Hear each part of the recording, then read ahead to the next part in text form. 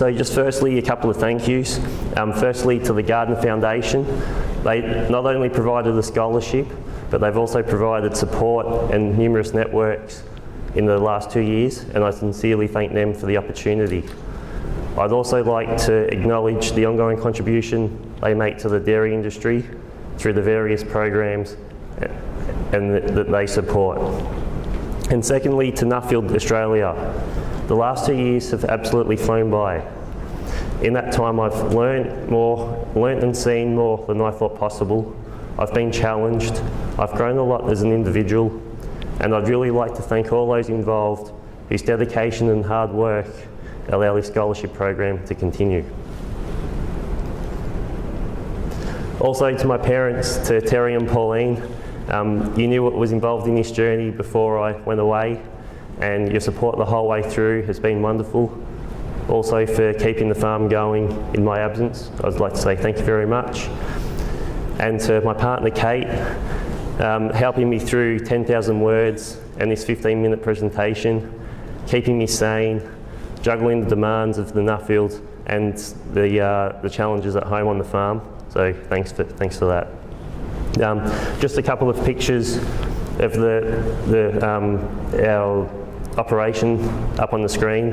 So there's the picture of the family there with my 2 sisters as well. A bit of background on me. I've got a real passion for numbers as well as farming. Now hopefully the numbers passion doesn't come out too much in the next 10 minutes. But I studied economics and finance here in Melbourne, just over the other side of the river. And then I spent 5 years trading gas around the country. So if you wanted to know something about coal seam gas later on, then I might be able to tell you a bit about that. I came back to the family farm 6.5 years ago and now manage all the operations, the budgets and the planning. We operate over 3 sites. We manage 2,000 acres in total. We're fully irrigated, running 700 cows and 300 young stock. So we're fully self-sufficient for fodder, and we've been certified organic for 18 years. We're also heavily down the path of succession in our family business. So back to the topic, maximising the gap between the cost of production and milk price. So I guess the question is, how did I tackle it? Well, I broke it down into those following objectives. Firstly, with the trends. Do the same cost and milk price trends exist overseas as we see in Australia? Secondly, with mindset. What is the mindset of some of the top farmers overseas, and how do they view flexibility, and what changes do they make to their production system in years of high milk price?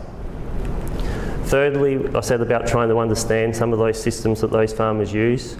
And finally, which I won't really touch on today, but also past experiences. What can we learn from countries who have experienced severe milk price shocks, enabling us to be better prepared as individuals and the farming community? So firstly, what I'd like to point out is that there's opportunity, and we've all heard the 9.8 billion population by 2050. But the thing that strikes me about that is where you look at where that growth is coming from. And that's the bit that I've got dotted in red. And so over 2/3 of that population increase is forecast to come from countries that have high or middle income brackets. So the benefit I see there for dairy, the opportunity, is that if those countries have a higher propensity to spend, then there's a big opportunity for value-added dairy products. The question I think we need to be asking is, are we ready for it? So as the blue line, the blue arrow on that second chart shows that between 2000 and 2010, that reduction in farmers that operate was almost as big as the total number of farms, dairy farms, that operate in Australia now. And in the last 7 years, the herd size has increased over 50%. So the questions that poses for me is, are these trends going to continue? And do we have the right mindset, procedures and systems in place to manage this growth? And secondly, if increased demand does in fact open up the possibility of higher prices, how do we make sure that farmers can capture this and not the corporates? and secondly, ensure that our costs don't follow any increase in the milk price. So now that I've set the scene for you guys, let's look back at the objectives, and firstly was trends. So it didn't matter what country or it didn't matter what production system, on looking at the averages, the cost of production always followed the milk price. Now, I had the opportunity to spend some time with Mike Brady. He's a Nuffield Scholar, Irish dairy consultant, he's a land agent, he's quite an interesting character. I first met him at the Nuffield Triennial, and then I spent some time with him at his place in Ireland. And he offered the following insight, and I'm just going to paraphrase this, but that the average farmer is mentally lazy, who either overstresses or overspends. I find that quite interesting.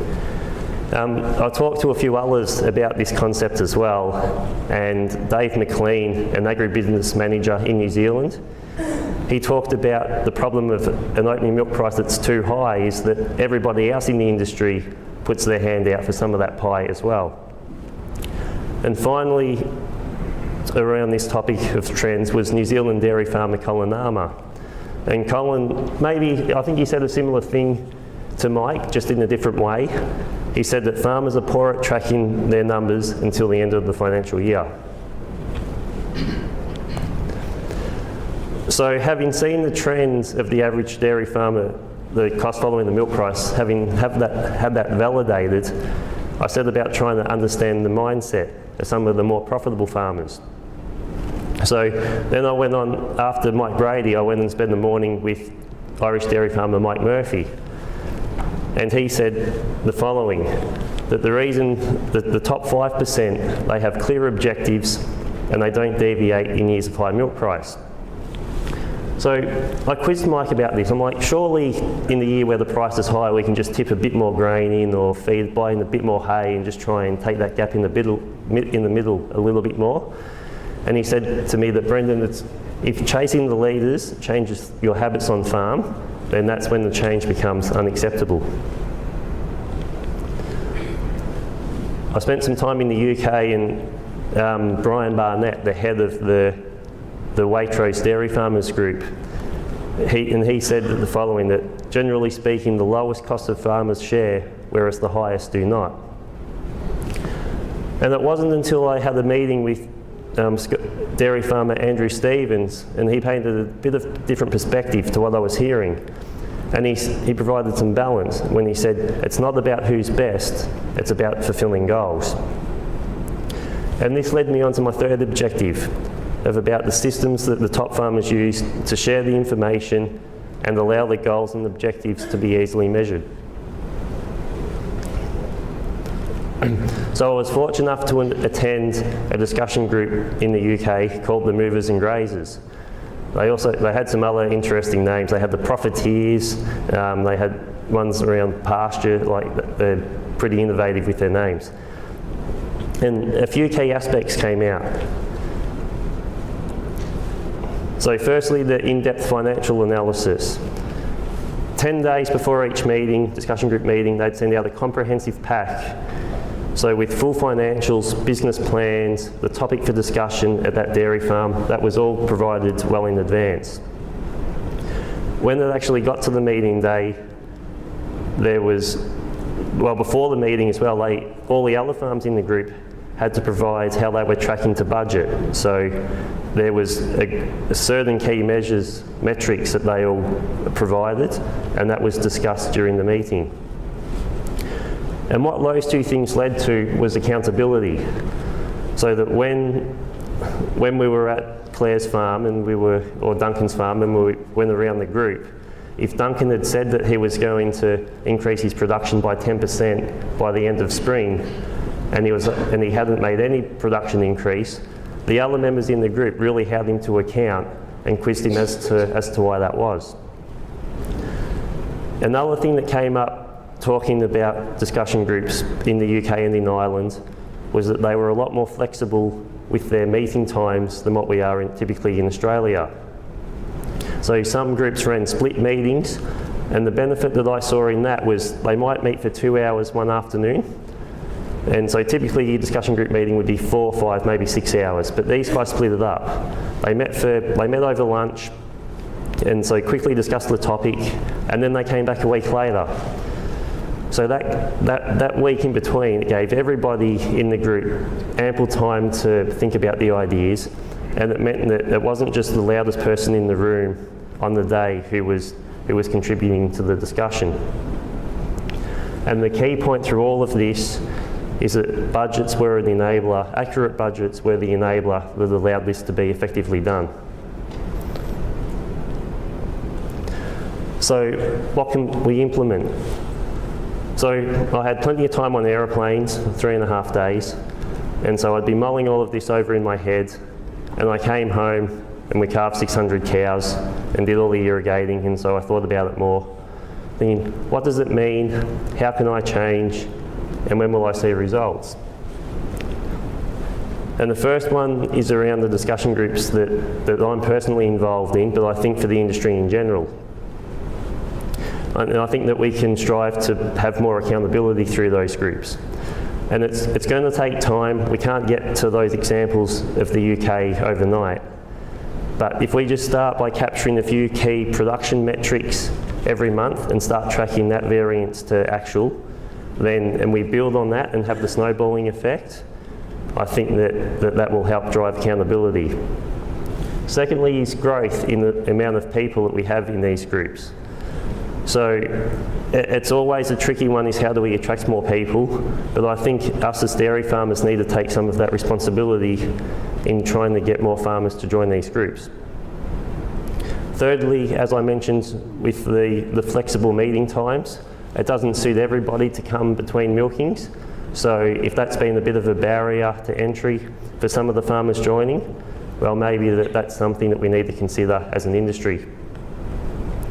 And finally, around self-development, if one thing that the groups overseas were good at doing was that every meeting they would nominate one person to give the group update. So the benefit that I saw in that was it built public speaking confidence, but it also built analytical skills for each of those group members when they were up to doing that presentation. So on the technological side of things, and Duncan's touched a bit on this, well, his presentation was on this with my second dot point, but with the closer tracking of budgets to actuals, and we've heard a lot on technology in these last 2 days, but the benefit with the accounting software packages now, when we are sitting behind the cows, that we can pull out the mobile phone and we can do some of that coding, or we can have a look at how our profit and loss is going. That's stuff that we haven't been able to do in the past. And with that becoming readily available and utilised in our industry, that's going to help that become easier. And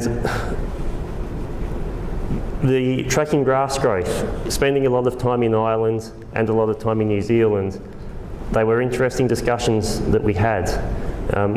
I've had these debates a lot with consultants and other farmers up in the north, and our climate in the north in Victoria is different to Gippsland and the Western districts.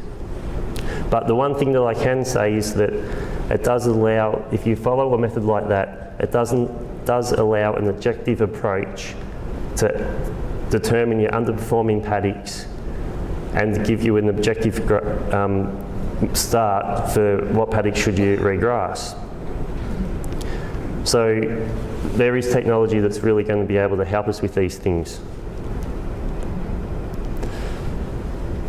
So just in summary, condensing 4 months into 10,000 words I thought was hard enough, and then shrink wrapping that to give you guys just a bit of perspective into 15 minutes, that was near impossible. But hopefully I've given you something that you can take back to your own business, and not just dairy, but also given you things about to ensure your business is ready for the future opportunities. And I guess I'll just ask, like I'm pointing, that's why I've put this picture up, do you have clarity on where it is that you want to go to, where you want to get to in your business? Thank you.